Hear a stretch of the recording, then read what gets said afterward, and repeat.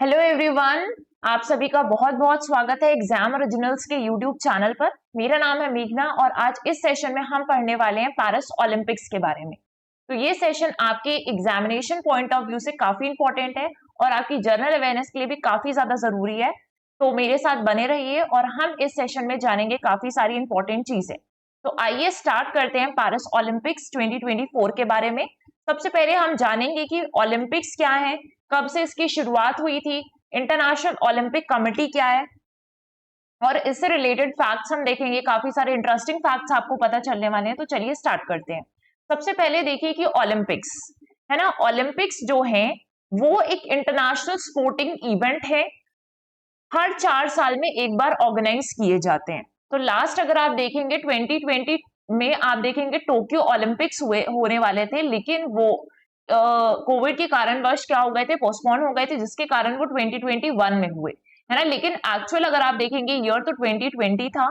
उसके बाद आप सीधे देखेंगे 2024 में पेरिस ओलंपिक्स हो रहे हैं। तो आप ये अंदाजा लगा सकते हैं कि हर 4 साल में एक बार होते हैं। इंटरनेशनल स्पोर्टिंग इवेंट है काफी बड़ा। और ये ओलंपिक्स इसलिए चालू किए गए थे, इनका एक उद्देश्य था, कुछ गोल्स थे कि जितनी भी इंटरनेशनल कम्युनिटी है या ह्यूमन बींग्स है जितने भी, उनको स्पोर्ट के थ्रू हम साथ में लेकर आए, वो एक साथ इतने बड़े लेवल पर खेलें और अपनी कंट्री को रिप्रेजेंट करें, वर्ल्ड पीस में कंट्रीब्यूशन दिखाएं। तो ये सारी चीजें की गई थी।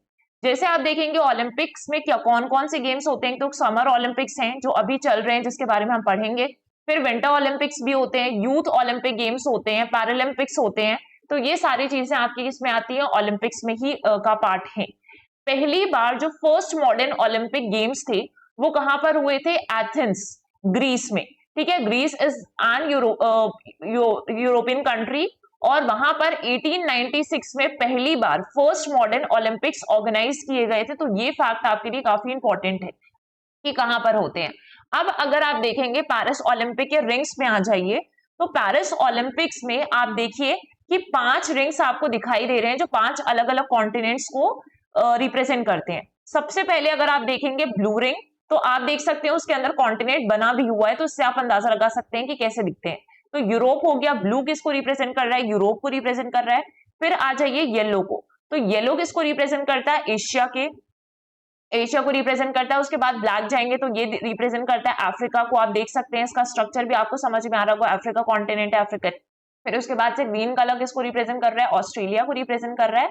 एंड इसके बाद से जो रेड कलर है, रेड किसे रिप्रेजेंट करता है, अमेरिका को। तो आपका ये नॉर्थ अमेरिका वाला पार्ट हो गया, ये आपका साउथ अमेरिका वाला पार्ट हो गया। तो ये मिलकर किसको रिप्रेजेंट कर रहा है, अमेरिका को। तो ये जो 5 रिंग्स हैं वो 5 कॉन्टिनेंट्स को रिप्रेजेंट कर रहे हैं, दिखा रहे हैं, सिंबलाइज कर रहे हैं कि यूनियन ऑफ 5 कॉन्टिनेंट्स, है ना। 5 कॉन्टिनेंट्स का यूनियन क्या है। इसके बाद से जो इन सारे कॉन्टिनेंट से एथलीट्स पार्टिसिपेट कर रहे हैं इस इंटरनेशनल इवेंट पर, उनको दिखाते हैं। और जितना भी पूरा ओलंपिक मूवमेंट चल रहा है उस चीज को रिप्रेजेंट करते हैं ये ओलंपिक रिंग्स, राइट। तो हमने ये सारी चीजें देख लिया, यहाँ पर आपको समझ लिया, और यहाँ पर हिंदी में भी गिवन है, तो दोनों ही मीडियम में आपको सारे कंटेंट मिल जाएगा। तो ये अच्छी चीज है। इसके बाद समझिए कि इंटरनेशनल ओलंपिक कमेटी, अंतरराष्ट्रीय ओलंपिक कमेटी क्या है, कब इसका फॉर्मेशन हुआ था। तो पूरा जो ऑर्गेनाइज किया जा रहा है ओलंपिक इवेंट्स, वो उसका जो मेन हेड हम बोल सकते हैं वो कौन है, इंटरनेशनल ओलंपिक कमेटी है, राइट। इसका फॉर्मेशन कब हुआ था, तो 23 जून 1894, 23 जून 1894 का इसका फॉर्मेशन होता है। ये एक non profit independent international organization है, जिसके हेडक्वार्टर्स कहाँ है ये आपको बहुत इंपॉर्टेंटली याद रखना है। लॉजन, स्विट्जरलैंड में इसके हेडक्वार्टर्स हैं। और अभी इसके करेंटली प्रेसिडेंट कौन है, तो थॉमस बैक इसके प्रेसिडेंट है, राइट। तो ये सारी चीजें आपके लिए इंपॉर्टेंट है। और अगर आप देखेंगे कि इंटरनेशनल ओलंपिक कमेटी तो है ना, आईओसी है आपका जो। अब वहां पर क्या होता है, ये तो इंटरनेशनल लेवल पर हो गया, लेकिन अगर हम हर एक कंट्री के लेवल पर देखेंगे, जैसे फॉर एग्जांपल इंडिया है, तो इंडिया का क्या होगा, अपने लेवल पर नेशनल ओलंपिक कमेटी होगा, ठीक है, राष्ट्रीय ओलंपिक कमेटी होगा जो इंडिया के लेवल पर हेड है। और यहाँ पे जाके उसी कमेटी को इंटरनेशनल ओलंपिक कमेटी में अपने देश का रिप्रेजेंटेशन करना है। तो ये जो इंटरनेशनल नेशनल ओलंपिक कमेटी है, इसी में से मेंबर्स जाते हैं इंटरनेशनल ओलंपिक कमेटी में। तो जो भारत की तरफ से, इंडिया की तरफ से मेंबर री इलेक्ट किया गया है, वो किसको इलेक्ट किया गया है री इलेक्शन में? नीता अंबानी को री इलेक्ट किया गया है। तो आप इनका फोटो भी देख सकते हैं और ये काफी न्यूज में था, तो आपने शायद ये भी सुना होगा कि जो नीता अंबानी है उनको वापस से इंडिया की तरफ से इंटरनेशनल ओलंपिक कमेटी के मेंबर के फॉर्म में री इलेक्ट किया गया। तो ये एक इंपॉर्टेंट फैक्ट है, आपको करेंटली पता होना चाहिए। As a member of the IOC since 2016 से ये मेंबर है। नीता अंबानी ने टायरलेसली एडवोकेट किया है इंडिया के ग्रोइंग प्रेजेंस को ग्लोबल स्पोर्टिंग एरेना में, इसलिए इनको फिर से री इलेक्शन में री इलेक्ट करके वहां पर भेजा गया है। तो ये सारी चीजें हो गई। इसके बाद देखिए, अब इस बार के ओलंपिक गेम्स में आ जाते हैं। तो ओलंपिक गेम्स और उससे जुड़े वेन्यू वगैरह भी हमें देखना है, राइट, कि क्या क्या चीजें हुई। तो इस बार आप याद रखेंगे कौन सा है, 33rd समर ओलंपिक गेम्स है, ये याद रखना है। अब इसका वेन्यू आप देखेंगे तो जार्डेन्स ड्यू ट्रोकेडेरो, ये फ्रेंच वर्ड हो गया, और उसके बाद सीन रिवर, तो ये वेन्यू है, राइट। यहाँ पर आप देख सकते हैं सीन रिवर का लोकेशन आप याद रखेंगे, और ये भी याद रखेंगे कि सीन रिवर जो है वो कहाँ से ओरिजिनेट हो रही है। तो ये आपको याद रखना है, यहाँ जो आपका ये फ्रांस है बेसिकली, और फ्रांस में ये जो पॉइंट है ना, इस पॉइंट को हम क्या बोलते हैं, कौन सा प्लेट्यू? तो आप ये याद रखेंगे लैंग्रेस प्लेट्यू है, और इस लैंग्रेस प्लेट्यू से, है ना, इस पठार से ये रिवर ओरिजिनेट हुई है। और ये जाती कहाँ पर है? तो आप देख रहे हैं यहाँ पर इंग्लिश चैनल है, तो इंग्लिश चैनल में जाकर इसका एंड पॉइंट है यहाँ पर, और ये ओरिजिनेट हुई है फ्रांस के लैंग्रास प्लेट्यू से, राइट। तो ये हो गया लोकेशन आपका, पेरिस फ्रांस है, ये आप अच्छे से जानते हैं। ओपनिंग सेरेमनी हुई थी 26 जुलाई 2024 को, और ये चलने वाले हैं 11 अगस्त तक। तो ये डेट्स भी आपको याद रखनी है, कब से कब तक चलने वाले हैं, 11 अगस्त 2024 तक चलने वाले हैं। अब इसके बाद से कुछ और चीजें आप देख सकते हैं कि इस ओलंपिक गेम्स में जो इस बार हो रहे हैं पेरिस में, उसमें 206 कंट्रीज के लगभग 7,000 एथलीट्स हैं, है ना, 7,000 एथलीट्स जो है वो पार्टिसिपेट कर रहे हैं। तो ये एक डेटा है आपके लिए। और अगर आप देखेंगे, अभी इतना जान लीजिए, ठीक है। इसके बाद से जैसा कि ओलंपिक चार्टर कहता है, जो भी होस्ट कंट्री होती है, फॉर एग्जांपल इस बार फ्रांस होस्ट कर रहा है, पेरिस में होस्ट किए जा रहे हैं, तो जो होस्ट कंट्री है उसके कल्चर को रिप्रेजेंट किया जाता है ना। वहां पे अगर परेड भी हो रही है तो परेड भी वहां के ही कल्चर को रिप्रेजेंट करेगी। और यहाँ पर ओलंपिक कॉल्ड्रंस की लाइटनिंग भी होती है। तो ये जैसा आप देख सकते हैं, इस बार ओलंपिक कॉल्ड्रन की लाइटनिंग अगर आप देखेंगे तो ये दिन में नीचे रहता है, पैराशूट से किया जाता है, इसको कॉल्ड्रन को ऊपर ले जाया जाता है, और रात में इस तरीके से ऊपर रहता है। ये बहुत ही एकदम इंटरेस्टिंग चीज है, अमेजिंग चीज थी ये। तो यहाँ पर आप देख सकते हैं ऐसा किया गया। फिर जो गेम्स हैं वो फॉर्मली किसके द्वारा ओपन किए गए हैं? तो फ्रांस के प्रेसिडेंट के द्वारा, इम्यूनल मैक्रोन, जिनको आप यहाँ पर देख सकते हैं, सारा कंटेंट आपको हिंदी में मिल रहा है। फिर इम्यूनल मैक्रोन फ्रांस के प्रेसिडेंट है, और इनके द्वारा ओपनिंग की गई पेरिस ओलंपिक्स की, राइट। इसके बाद आप देखिए कि जो सेरेमनी है वो क्या क्या चीजें मार्क करती है। तो सबसे पहले जो इंटरनेशनल ओलंपिक कमेटी है, इंटरनेशनल ओलंपिक कमेटी का फॉर्मेशन हुआ था 1894 को। तो 1894 से 2024 तक की अगर हम बात कर लें तो 130th एनिवर्सरी थी इंटरनेशनल ओलंपिक कमेटी, अंतरराष्ट्रीय ओलंपिक कमेटी का 130th एनिवर्सरी था, जो आपके 1924 में समर ओलंपिक्स हुए थे। अगर वहां से हम 2024 तक काउंट कर लें तो सेंटेनरी था, यानी कि 100 साल पूरे हो गए 1924 के समर ओलंपिक्स के बाद से अब तक। तो ये सेंटेनरी था, 100 इयर्स मनाया। और 235th एनिवर्सरी थी फ्रेंच रेवोल्यूशन की, है ना, जो आपकी फ्रांस की क्रांतिकारी हुई थी, रेवोल्यूशन हुआ था, फ्रेंच रेवोल्यूशन, उसके कितने 235th एनिवर्सरी थी। तो ये भी याद रखना है, जो बेसिकली आपका फ्रेंच रेवोल्यूशन था वो 1789 से 1799 के बीच में चला था ये। और इससे बहुत सारे पॉलिटिकल और सोसाइटल चेंजेस आए थे फ्रांस में। जो मोनार्की थी उसको ओवरथ्रो कर दिया गया था, और काफी लिबरल आइडियाज या रेडिकल आइडियाज हम बोल सकते हैं तब ये इंट्रोड्यूस हुए थे। तो फ्रेंच रेवोल्यूशन की 235th फ्रेंच रेवोल्यूशन की एनिवर्सरी भी थी, तो ये पॉइंट भी आपके लिए काफी ज्यादा इंपॉर्टेंट है। फिर ये जो पूरा इवेंट है वो किसने डायरेक्ट किया था? तो इवेंट को थॉमस डॉली के द्वारा डायरेक्ट किया गया था, और ऐसा पहली बार हुआ है मॉडर्न ओलंपिक की हिस्ट्री में, मतलब जब से एथेंस ग्रीस में हुए हैं तब से अब तक जो ओपनिंग सेरेमनी है वो हमेशा स्टेडियम के अंदर ही होती थी, लेकिन पहली बार ऐसा हुआ है कि ओपनिंग सेरेमनी जो है वो स्टेडियम के बाहर की गई। ठीक है, तो ये फैक्ट भी आप याद रखेंगे। यही सारी चीजें यहाँ पर भी दी गई हैं। आप देख सकते हैं कि एफिल टावर के पास कैसे ये सीन रिवर है, और इसी में आप देखेंगे बोट परेड भी यहीं पर ऑर्गेनाइज की गई थी। तो जो बोट परेड है वो यहाँ पर हुई थी, और इसी बोट परेड में अगर हम देखेंगे तो इंडिया के 78 एथलीट्स ने ओपनिंग सेरेमनी में इंडिया को रिप्रेजेंट किया था। 78 एथलीट्स इंक्लूड आपके 12 ऑफिशियल्स भी थे यहाँ पर जिन्होंने ओपनिंग सेरेमनी के टाइम इंडिया को रिप्रेजेंट किया था, ठीक है। और पेरिस को हम बेसिकली क्या बोलते हैं, जो पेरिस ओलंपिक्स है उसके बारे में भी हम देखने वाले हैं। तो जो पेरिस ओलंपिक्स है आप जान लीजिए, पेरिस को क्या क्या कहा जाता है, सिटी ऑफ लव कहा जाता है, ठीक है। Paris is also called as city of love.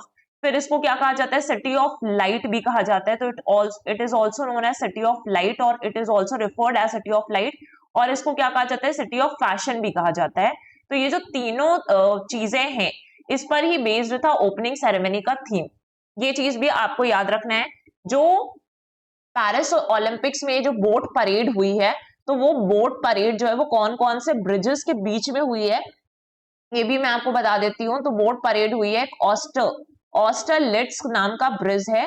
तो ऑस्टरलिट्स ब्रिज से लेकर लेना ब्रिज तक ये परेड चलती है, राइट। इसके बीच में परेड चलती है। ऑलमोस्ट 6 किलोमीटर्स का डिफरेंस था। तो ये चीज भी आप थोड़ा सा याद रखिए किस किस ब्रिज के बीच में होती है, हालांकि उतना ज्यादा इंपॉर्टेंट नहीं है। तो ये सारे फैक्ट्स मैंने आपको बता दिए हैं। इसके बाद से यहाँ पर आ जाइए पेरिस ओलंपिक्स के बारे में कुछ खास बातें। जैसे आप जानते हैं 2024 के समर ओलंपिक्स कह लीजिए, या फिर हम बोल सकते हैं इसको 33rd ओलंपियाड भी बोलेंगे, ऑल्सो नोन एज पेरिस 2024। ये कब से कब तक चलने वाला है ये मैंने आपको बता दिया। अब यहाँ पे अगर 2024 में ओलंपिक गेम्स हुए हैं तो इसके फ्यूचर एडिशंस कहाँ कहाँ पर होने वाले हैं ये भी ऑलरेडी फिक्स्ड हो चुका है।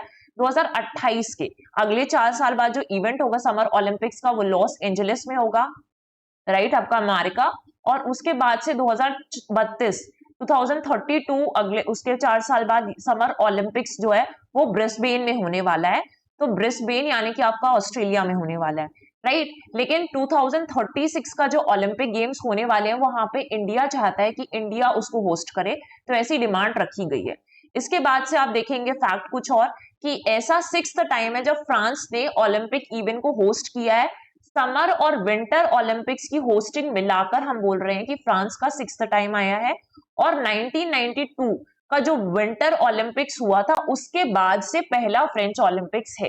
तो अब तक हम पूरे इवेंट्स अगर हम टोटल करें समर और विंटर दोनों तो 6th टाइम है। लेकिन 1992 के बाद से विंटर ओलंपिक्स जब हुए थे उसके बाद से फर्स्ट फ्रेंच ओलंपिक्स हम बोल सकते हैं, है ना, एल्बर्ट वैली में जो हुए।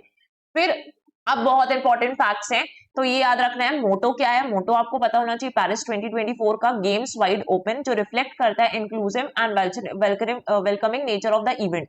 इसके बाद से मेस्कॉट भी बहुत ज्यादा इंपॉर्टेंट होते हैं, ठीक है। तो मेस्कॉट और ये आपके लिए आदर्श क्या है और शुभांकर क्या है इस बार का, तो ओलंपिक फिरगी है, जो कि यहाँ पे ट्रेडिशनल हेड्स होती हैं फ्रांस में। तो फ्रांस में जो ट्रेडिशनल हैट्स वेयर करते हैं, टोपी पहनते हैं हैट, तो उसको हम बोलते हैं फिरगी और इसी को रिप्रेजेंट करते हैं, पूरे कल्चर को रिप्रेजेंट करता है फ्रांस के। तो ये आपका मेस्कॉट था, ये शुभांकर था इस बार पेरिस ओलंपिक्स का है, हम ये बोल सकते हैं अभी।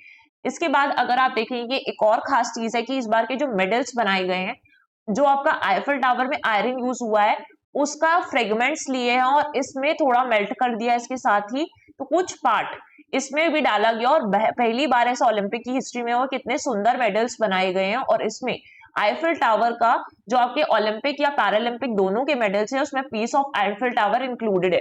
तो ये चीज भी आपको एक्स्ट्रा फैक्ट याद रखनी कि ऐसा भी किया गया है, ठीक है। इसके बाद से आप कुछ इंटरेस्टिंग फैक्ट्स यहाँ पे देख लेते हैं। पहले कुछ इंपॉर्टेंट फैक्ट्स कि फ्लैग बेयरर जो इंडिया की तरफ से ओपनिंग सेरेमनी हुई उसमें फ्लैग बेयरर्स या ध्वजारोहक कौन थे, तो पीवी सिंधु थी। पीवी सिंधु के बारे में आपको पता होना चाहिए, डबल ओलंपिक शटलर रह चुकी है, मतलब 2 मेडल्स जीत चुकी हैं। और ये किस स्पोर्ट से रिलेटेड है, तो ये बैडमिंटन से रिलेटेड है। तो ये आपको याद रखना है, डबल ओलंपिक शटलर रह चुकी हैं। इसके बाद अगर आप देखेंगे शरद कमल, तो शरद कमल जो है वो टेबल टेनिस प्लेयर है, ठीक है, टेबल टेनिस से रिलेटेड है, ये आपको याद रखना है। ये 5 टाइम ओलंपियन रह चुके हैं शरद कमल, है ना, ओलंपियन बस रहे हैं, मेडल्स का तो नहीं है बट ओलंपियन रह चुके हैं। तो ये चीजें आप ध्यान रखेंगे इस बारे में। इसके बाद आप देख सकते हैं कि इस तरीके से था, ये शरद कमल हो गए, पीवी सिंधु हो गए, ओलंपिक्स का जो आपका बोट परेड था उसमें इंडिया को जैसे रिप्रेजेंट किया। इसके बाद से आ जाइए कुछ और फैक्ट्स में कि कौन कौन से स्टेट से कितने ज्यादा एथलीट्स गए हैं 2024 के ओलंपिक्स में। तो अगर आप देखेंगे सबसे ज्यादा हरियाणा से गए हैं 24 गए हैं, फिर पंजाब से 19 गए हैं, तमिलनाडु से 13 गए हैं। तो आप जिस भी स्टेट से बिलोंग करते हैं आप उस स्टेट का याद रखेंगे कि किस हमारे स्टेट से कितने लोग गए हैं और कौन कौन से गए हैं, ये भी इंपॉर्टेंट हो जाता है अगर आप स्टेट वाइज पढ़ रहे हैं। जैसे for example if you are from MP, तो एमपी के कितने एथलीट्स हैं, 2 ही गए हैं। ठीक है, तो आप अपने स्टेट की उन ओलंपिक एथलीट्स का नाम भी याद रख सकते हैं। जैसे एमपी का एग्जाम्पल है तो एमपी से 2 लोग हैं, विवेक सागर प्रसाद हैं जो हॉकी टीम से रिलेटेड है, हॉकी से रिलेटेड है। इसके बाद से ऐश्वर्य प्रताप सिंह तोमर है जो कि शूटिंग से रिलेटेड है, तो सिर्फ 2 गए एमपी से, ये आप याद रख सकते हैं। अपने टोटल इंडिया से कितने एथलीट्स गए, तो ये नंबर आपके लिए ज्यादा जरूरी हो जाता है कि टोटल एथलीट्स 117 गए हैं इंडिया से, राइट। इसके बाद एक और फैक्ट देख लीजिए कि अभिनव बिंद्रा जो है फर्स्ट इंडियन एथलीट बने हैं जिन्होंने ओलंपिक ऑर्डर रिसीव किया है, और इन्होंने पेरिस 2024 के टॉर्च रिले में भी पार्टिसिपेट किया था। तो ये चीज आपको रखना है, अभिनव बिंद्रा है ना becomes the first Indian athlete to receive the Olympic order, right. उनको ऐसा ओलंपिक ऑर्डर मिला हुआ है, टॉर्च रिले में इन्होंने टॉर्च रिले में पार्टिसिपेट किया। तो ये फैक्ट आपके लिए इंपॉर्टेंट है। इसके बाद आ जाते हैं इंडिया के मेडल टैली पर। तो अगर मैं आज की बात करूं, है ना, आज तक की बात करूं जब ये है वीडियो, अभी हम पूरे ओलंपिक्स का नहीं पढ़ रहे हैं, तो अभी जो टॉप पे कंट्री चल रही है चाइना चल रहा है। देखो मेडल्स के टर्म पे यूएस चल रहा है वैसे तो, क्योंकि यूएस के पास अब तक 67 मेडल्स आ चुके हैं। लेकिन अगर हम गोल्ड मेडल की बात करें तो यूएस ने 17 गोल्ड जीते हैं, राइट। अगर हम चाइना की बात करें तो चाइना जो है 43 मेडल्स जीत चुका है, फर्स्ट पोजीशन पे हम बोल सकते हैं according to the gold medal, क्योंकि इसने 18 गोल्ड जीते हैं। हालांकि इसके टोटल मेडल अभी तक 43 हुए हैं, राइट। उसके बाद अगर हम इंडिया की पोजीशन की बात कर लें तो भाई इंडिया तो 57th पोजीशन पर है, 57th पोजीशन पर है, ठीक है, ये पोजीशन है। इसकी पोजीशन हम बोल सकते हैं फर्स्ट है। अगर हम इस टर्म्स में बात करें गोल्ड मेडल में, इसकी सेकंड पोजीशन पर है, और इंडिया इस तरीके से 57 नंबर पे, इंडिया के पास एक भी गोल्ड नहीं आया है, बल्कि हमारे पास 3 ब्रॉन्ज मेडल आ चुके हैं। और तीनों ब्रॉन्ज मेडल आपको याद रखने अब तक जो आए हैं वो किसमें आए हैं, शूटिंग में आए हैं, है ना। तो तीनों ब्रॉन्ज मेडल किसमें आए हैं, शूटिंग में आए हैं। सबसे पहले मनु भाकर को मिला हुआ है, ये हरियाणा से बिलोंग करती है, ये भी आप स्टेट याद रखें इनका। इसके बाद से जो मनु और सरबजोत सिंह है, उन्होंने दोनों मिक्स्ड इवेंट पे शूटिंग पर ही जीता था। ये सरबजोत सिंह भी कहां से बिलोंग करते हैं, हरियाणा से बिलोंग करते हैं। उसके बाद स्वप्निल कुसाले जो कि ये भी शूटिंग से ही बिलोंग करते हैं, और इन्होंने, है ना, इन्होंने 50 मीटर रेंज में शूटिंग में ही ब्रॉन्ज मेडल जीता, और ये महाराष्ट्र से बिलोंग करते हैं। तो ये तीनों आपके लिए इंपॉर्टेंट है अभी तक तो। और इसके अलावा जो फेमस है वो भी एथलीट्स आपको नाम उनके याद रखने हैं। तो मनु भाकर के बारे में कुछ स्पेशल चीजें थी, इसलिए हमने उनको यहाँ पर ले लिया है। हालांकि बाकी सब भी उतने ही इंपॉर्टेंट है, क्योंकि इंडिया के लिए इतना बड़ा अचीवमेंट और प्राउड मोमेंट उन्होंने फील करवाया है। तो ये सारी चीजें है। मनु भाकर के बारे में आप देखेंगे तो सबसे पहला मेडल इनको मिला था 10 मीटर एयर पिस्टल पर पेरिस ओलंपिक्स पे।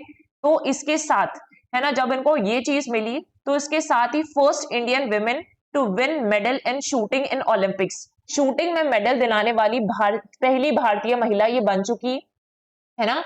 इसके बाद अगर आप देखेंगे मिक्स्ड इवेंट, वो भी था 10 मीटर एयर पिस्टल में, जहां पर इन्होंने सरबजोत सिंह के साथ ये मेडल जीता हुआ है मिक्स्ड इवेंट पे। तो यहाँ पर अगर आप देखेंगे इस विन के बाद, इस जीत के बाद जो है वो Manu Bhaker first Indian women बन गई जिन्होंने 2 मेडल्स जीते हैं ओलंपिक गेम्स में, राइट। इसके बाद इंडियन शूटर मनु भाकर जो है वो तीसरे इवेंट पे भी गई थी, और ये 25 मीटर एयर पिस्टल का इवेंट था, लेकिन इसमें इन्होंने कोई मेडल नहीं जीता और इनकी 4th पोजीशन आई है। तो यहाँ पर भी कोई बुरी बात नहीं है, क्योंकि बहुत अच्छा इन्होंने खेला और मेडल्स दिलाए इंडिया को, बहुत सारी हिस्ट्रीज क्रिएट कर दी। तो ये सारी चीजें इनके बारे में इंपॉर्टेंट है। बाकी एथलीट्स भी इतने इंपॉर्टेंट है, हम यहाँ पर सबको नहीं ले रहे हैं, बट जितने भी न्यूज में रहे फेमस एथलीट्स जिनके बारे में बार बार आ रहे हैं, तो आप उनके होम स्टेट याद कर लें, वो किस स्पोर्ट्स से रिलेटेड है, सबसे ज्यादा ये जरूरी है। होम स्टेट तो इसमें उतना भी नहीं है, लेकिन आपको पता होना चाहिए किस स्पोर्ट्स से रिलेटेड है, ये पता होना चाहिए। जैसे कुछ एग्जांपल्स हमने यहाँ पे लिया, मनिका बत्रा टेबल टेनिस से हैं, ये फर्स्ट इंडियन बनी जिन्होंने टेबल टेनिस राउंड 16 तक ये पहुंच पाई, तो टेबल टेनिस, और ये दिल्ली से बिलोंग करती हैं, ठीक है। उसके बाद से लक्ष्य सेन के बारे में देखा होगा, तो ये बैडमिंटन प्लेयर है और ये उत्तराखंड से बिलोंग करते हैं। लक्ष्य सेन का फाइनल मैच भी शायद कल है, 5 अगस्त को है, तो इसमें है।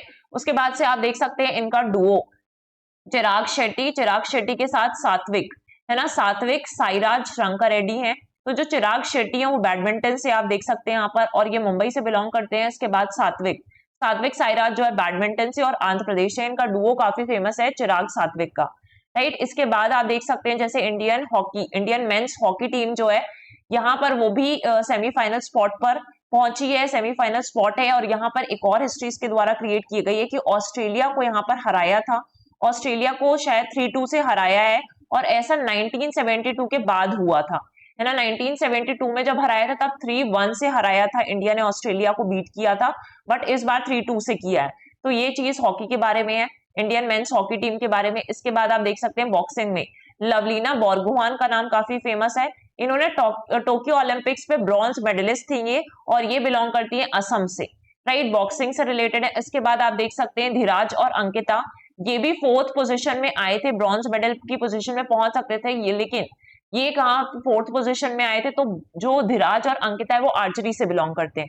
तो इस तरीके से मैंने सिर्फ यहाँ पे एग्जांपल्स दिए हैं कुछ लोगों का लेकर, आप जो भी न्यूज में बने रहते हैं एथलीट्स, क्योंकि इस पर हम एक सेशन पूरा नहीं दे सकते कि हम सारे एथलीट्स को एक बार में पढ़ लें। 117 लोग गए हैं इंडिया से, तो ये थोड़ा सा चैलेंजिंग हो जाता है। तो आप देख लीजिए इस चीज को, बाकी कोई भी डाउट्स है आपके किसी भी चीज से रिलेटेड तो आप डेफिनेटली पूछ सकते हैं कमेंट सेक्शन में। इसके बाद देख लीजिए अपकमिंग इवेंट्स कहाँ कहाँ पर है। तो विंटर ओलंपिक्स 2026 मिलान कॉर्टिना डी एम्फेसो में होने वाला, इटली में होगा, इटली होस्ट करने वाला है। विंटर ओलंपिक्स की हम बात करें, हालांकि समर ओलंपिक्स जो है अभी जिसका 2024 वाला इवेंट चल रहा है, 2028 में मैंने आपको बताया लॉस एंजलिस यूएस में है, और समर ओलंपिक्स 2032 का जो होने वाला है 2032 का ब्रिस्बेन ऑस्ट्रेलिया में होने वाला है। तो ये आपके लिए अपकमिंग इवेंट्स होने वाले हैं। तो हमने जितनी भी इंपॉर्टेंट चीजें थी आपकी ओलंपिक्स के बारे में वो चीजें पढ़ ली हैं। अगर आपको कोई भी क्वेरीज हैं तो या इस सेशन से रिलेटेड डाउट्स हैं तो आप कमेंट सेक्शन में पूछ सकते हैं। अगर आपके किसी कोई भी कोर्सेज से रिलेटेड इंफॉर्मेशन चाहिए इस चैनल के बारे में, इस प्लेटफॉर्म के बारे में, तो आप इन कॉन्टैक्ट नंबर्स पर भी आप व्हाट्सएप कर सकते हैं, कॉल कर सकते हैं, तो आपको वहां से भी इंफॉर्मेशन मिल जाएगी। और भी अगर आपको कोई इंफॉर्मेशन चाहिए है तो ये मेरा कॉन्टैक्ट नंबर है, इस पे भी आप मैसेज करके इंफॉर्मेशन ले सकते हैं। तो ये सारी चीजें थी। तो आज के लिए इस सेशन के लिए इतना ही। आई होप आपको ये सेशन अच्छा लगा होगा, तो प्लीज लाइक एंड सब्सक्राइब करिए। So thank you everyone.